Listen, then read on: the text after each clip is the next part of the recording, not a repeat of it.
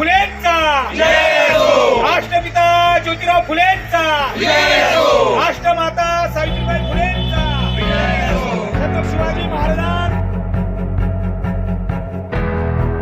राष्ट्रपिता महात्मा ज्योतिबा फुले यांच्या पुण्यतिथीनिमित्त शहरातील पूर्णाकृती पुतळ्याला पुष्पहार अर्पण करत अभिवादन करण्यात आलं।